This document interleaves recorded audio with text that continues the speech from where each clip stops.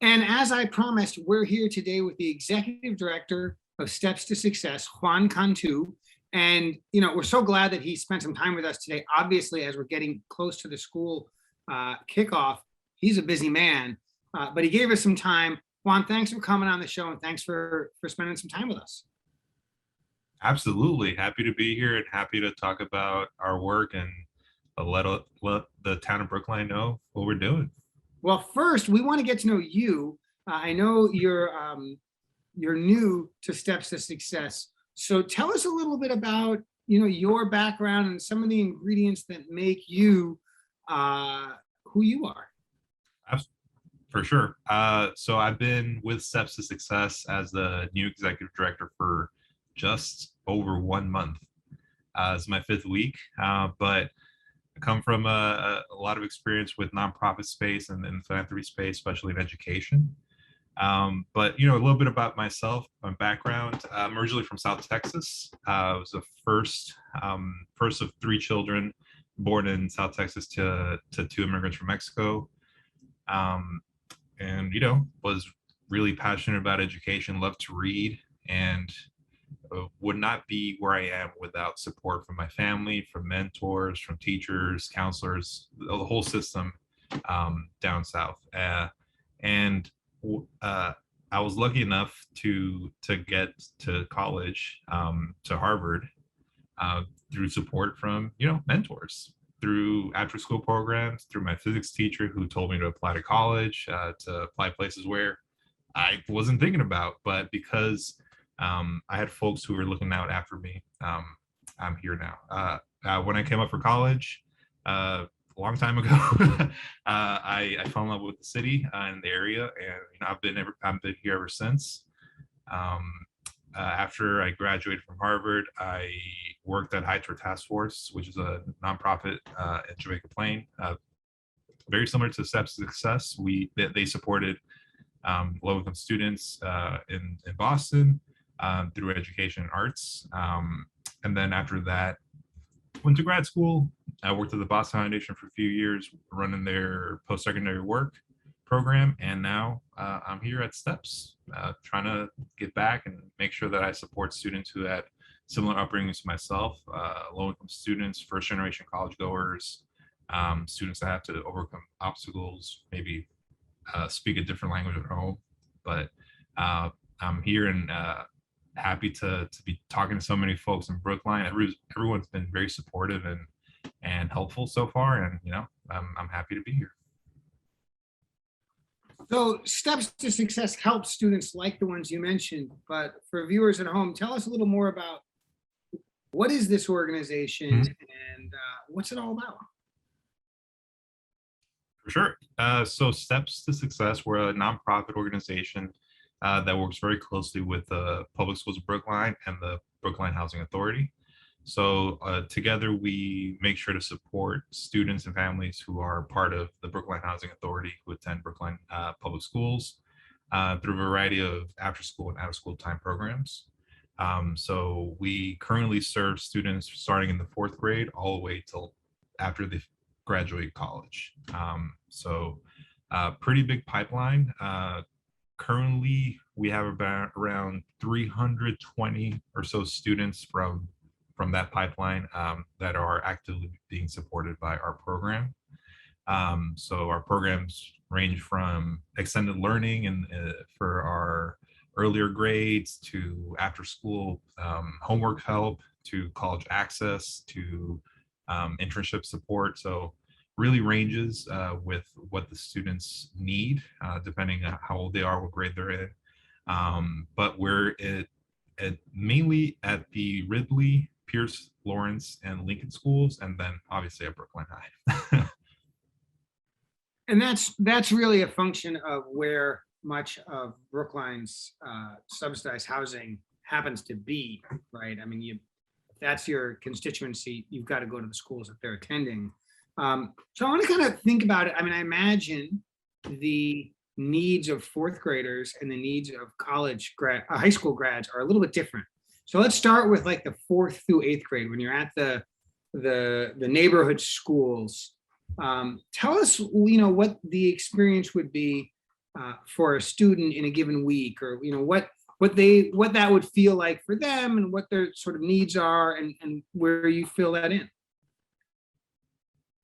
Absolutely. And like you said, fourth graders need different support than your college goers, right? So for our younger students in the elementary grades or fourth, fifth, sixth grades, we usually provide enrichment activities and sort of career access learning opportunities. So learning about different types of things that they might be able to do when they, finish high school, finish college, and learn about that. But we also make a big effort to do a lot of work with social and emotional learning and outdoor exploration. A lot of our young people who do live in housing authority or in subsidized housing, they often don't have time or the ability or the opportunity to access those outside explorations, like going to camp or going skiing. And those are some of the things that through partnerships with programs we've been able to provide this to these young people. And I think that's been from the young people and our program staff, it's been very impactful for them to really get connected with nature, get connected with other aspects that they would not have done so otherwise. It's usually they're either at school or at home, and having a third space has been very, very important for them. And for our after hours university, AHU, that's our academic enrichment program. We mainly focus that with our public school Brookline partners, and just provide at least 1 to 2 hours of support after school. And that we also have some partnerships with BU, BC, who come in and provide some programming, like working with Legos to try to program a robot, or partnering with BC volunteers to mentor them, to show them you can do a lot of there's a lot of opportunities after this, and making sure that they can see someone like themselves, someone reflected in them for potential. So that's a little bit about the younger grades. Once we get into older grades, it's more about college access and homework support. School gets harder as you grow up, so the students definitely need more academic support as they go. Well, but it's not just that the courses get harder, like life gets harder in high school, right? It gets way more complicated in so many different ways, right? I've got a rising fifth grader, and his life is like, go to school, after school activity, come home, eat dinner, and like start over tomorrow. Pretty simple. Weekends are pretty structured. Not a lot of choices, not a lot of opportunities to get it really right or to get it really wrong. But high school, right, especially in a town like Brookline, where kids can move pretty freely, how do you get your hands around and get them to show up the steps to success instead of going to hang out downtown, or like, right? I imagine it's they're coming with a lot more complexities. You imagine correctly. The high school students, they often need a lot more support than your other your younger students. Traditionally, our high school students require a carrot, to bring them to our program. So a lot of the times we try to connect them with internships, or figure out how to get them a job as they are going through high school, on top of the academic support that we already provide. Because they are coming from low income families, their families often ask of them to work, to bring in some extra income to help out, and that just extends them even more. It's like they have to go to school, they have to go to work, they come to our programs, and then there's another thing that they usually do. They have some after school program through PSB or something else. So yeah, these young people are extremely busy, but we have some very passionate program staff that are always down to support them in any ways they can. And I think that time is so important for them to get that support, because yeah, if you do great in high school, you can have a lot of great opportunities in college. You can potentially get a good scholarship. We had a superstar student a couple years ago, Sabrina, who graduated and was part of Questbridge, and got a full ride to Claremont McKenna over in California. she's doing amazing. But if it wasn't for just getting all that support from everybody, it would be, who knows where she would be. But Full yeah, disclosure, Sabrina Z interned in my office. She was one of my interns. I don't know if you knew that. I did not know that. That makes sense though. She's a great advocate for herself, and I think that's something that I think we're not taking the credit for that, because she's her own person. But I think being part of STEPS helps a lot of students advocate for themselves and search for opportunities. So very, very proud of her.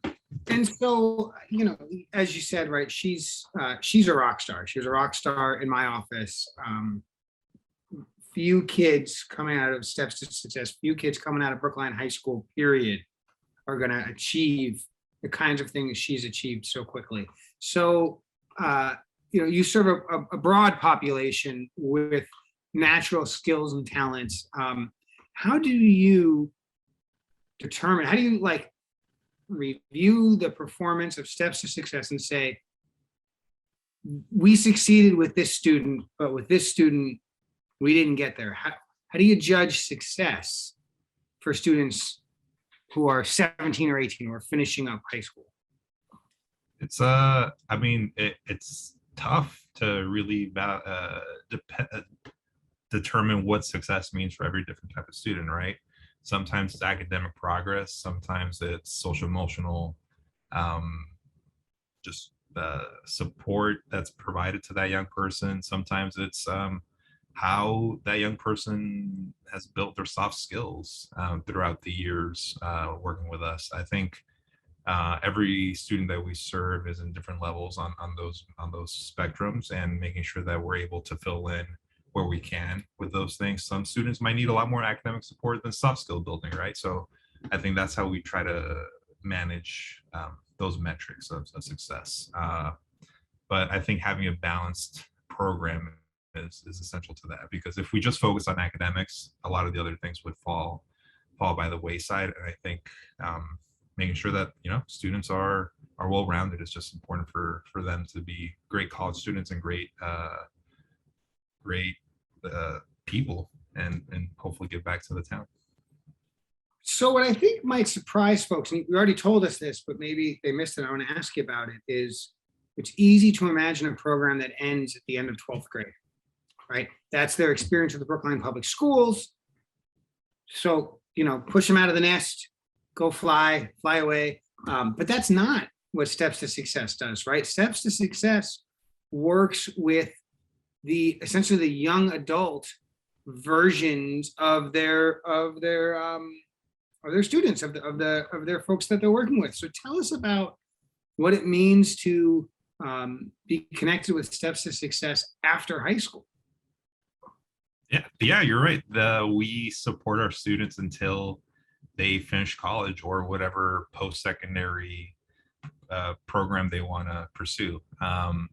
Our CSI program, our College Support Initiative, Success Initiative rather, has been very impactful for our young people. And more than 90% of our students end up completing their post-secondary degree, which in comparison to students with similar demographics, low income status or students of color, it's much higher than those other students. So we're really proud of that work, but it does take a lot of effort. It takes our staff, back when things were in person, our director of our college program will literally drive to the colleges, and our students are all around Massachusetts and even beyond. He would drive to Framingham State or UMass Amherst to meet with these students at least once a month in person, and then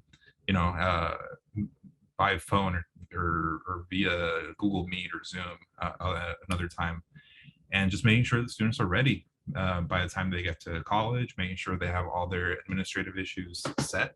There's a lot of things that students don't realize, especially when their parents haven't gone to college, that they need to get done. They need to have all their vaccinations in order. They have to pay for school up front instead of having school for free. So it's a lot of things that they have to juggle and deal with. But our staff is very experienced and been doing this work for a long time. And I think because our staff has similar experiences to those young people. They're just really passionate about supporting them and making sure that they go to college that's a good fit for them, both academically but also financially. We don't want to burden our students with a lot of student debt, so we set a goal of like, don't take out more than X amount of loans per year to have them be able to, you know, live a life after college and not just be saddled with student loans. Right. Well, and of course, you know, we talk about student loan debt under the working assumption that every single person with student loan debt graduates. But in fact, plenty of young people take on student loan debt and don't graduate. And now they're sort of in the worst of both worlds, right? They lost a couple of years of working and they have this debt without the boost for it. So, you know, figuring that out is not so simple. But since we're talking about money anyway, you know, Juan Cantu doesn't work for free. He's got bills to pay, right? And you're doing all of these programming for all of these young people. Who pays for all of this? Is it just like, is this part of like Brookline taxpayers? Is that who's paying for this? Who's doing this? No, so originally the program started as a part of the public schools of Brookline back when it was started by our founder Janet Seltzer, but that was funded through a federal grant.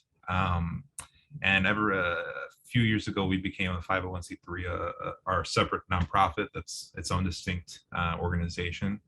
And the majority of our funding is a mix of individual donations from donors in the town and around Boston, foundations and corporations, and then government grants. So that's the majority of our support. But yeah, we get a lot of help from, you know, CDBG, so community development block grants, or after school, out of school time grants from the Department of Education.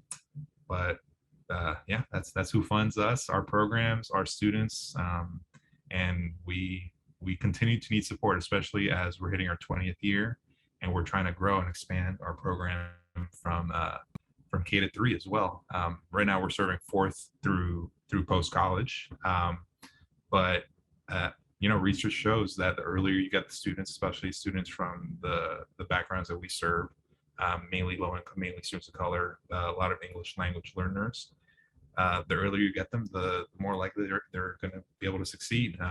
And you know, speaking from experience, my parents don't speak English. I didn't start learning English until I was in school in pre-K. But I loved reading, and you know, that's how I just caught on and was able to succeed academically. So the earlier we get our young people, the better. So as we grow, we're going to need more support, be it from foundations, individuals. So that's what we're doing. And viewers like you got to work that phrase in. Viewers like you, absolutely, steps to success, pay the bills and do the great work that you do. Actually, I want to go back a little bit. I've been noodling this question in my brain, and you know, the hard part about my job is I got to be careful not to sort of stretch too far to a place where I don't know anything that I'm talking about and ask an absurd question. But I went to NC State University, not as far south as Texas, but south, where there's a much larger percentage of African Americans who go to college than there is in this part of the world. And it was the experience at NC State, a large state university, that particularly Black men in their second year of college crashed out. They would do okay their first year, come back fall semester, second year, and not come back in the spring. That was a really common, so common that the university acknowledged it and tried to build programming around mitigating that phenomenon. And I don't know, I can see skin color, I can't see poverty, right? And in many ways, skin color is much easier to measure than poverty. So I don't know, right, exactly what all of the factors are, but I wonder, does Steps to Success have a similar challenge where everybody's jazzed up for the first year and it's hard, but everybody's ready and like, got to do great. And then people kind of get a little more comfortable and the classes get a lot harder. And second year is like a much different phenomenon. Is that a thing with Steps to Success? Have you guys observed this? Yeah, a bit. And I think I've observed that in most of my experience with supporting students, especially in post-secondary uh, support. I think when they get to that second year, they're done with the majority of their, their core classes, their general education stuff. So they're getting into their major classes, and that's when it gets tough. That's when you stop taking your classic 101s, then you get into your higher level courses. And like you said, a lot of students do end up struggling a lot more. And we do see our young men of color, especially our Hispanic and Black students, struggle more.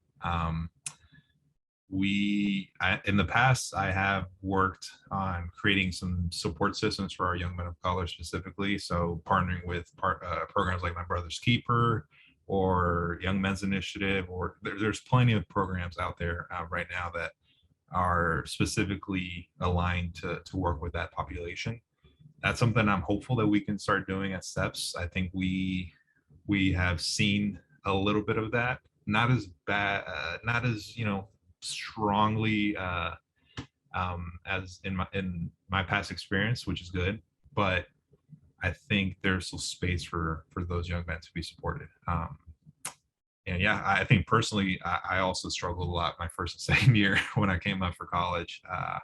Coming from a public school in South Texas to Harvard was a culture shock and an academic shock, to say the least.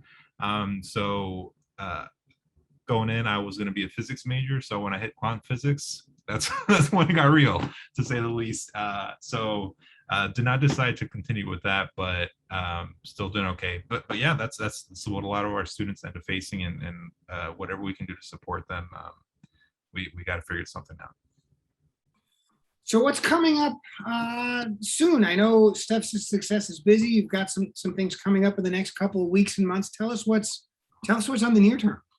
For sure. We have a lot of things coming up. This is our 20th year, so we have a lot of events and celebrations and drives that kind of are programmed around that 20th year anniversary, making sure that we talk about that. Our K-3 expansion, which is going to be launching in January 2022. So we're going to be starting to expand to our third grade students, year by year as we go.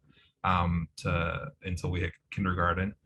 But something the more immediate future is our Stepping Back to School supply drive. So we are currently trying to raise money to support our students as they head back to school. School's right around the corner, and something that we have observed in the past and we continue to try to do is make sure that students have the supplies and the tools needed to succeed in school. Be it, just basic things such as a notebook and pens and pencils to potentially laptops and space to study. So we have a supply drive right now. You can go to our website, stepstosuccessbrookline.org, to learn more, or our Facebook page where we have a Facebook fundraiser as well. And then we also have a community day with our partners at Brookline Housing Authority next Thursday. And we're looking for some volunteers. If folks like you, viewers like you, are interested in participating, it's going to be in the evening, 4 to 6 at Egmont. Let me see exactly but we'll be next week on Thursday. And yeah, we need some volunteers, folks who want to give out food or snacks to kids. There's going to be a bunch of activities on that community day, making sure that the students and families are all well supported and excited for that back to school. Well, certainly you're going to stay busy, and we're coming into a busy time, right? Once we get back from Labor Day, everybody's going to get busy again. Juan, I want to thank you for doing the work that you do and for coming on Brookline Interactive and spending a little bit of time with us. I'm very excited about the things that are coming, and I have no doubt that you and your organization are really helping improve the lives of kids who frankly deserve it. And so thank you for what you do, and thanks for coming on the show. It's been a pleasure. Thank you. Thank you for having us.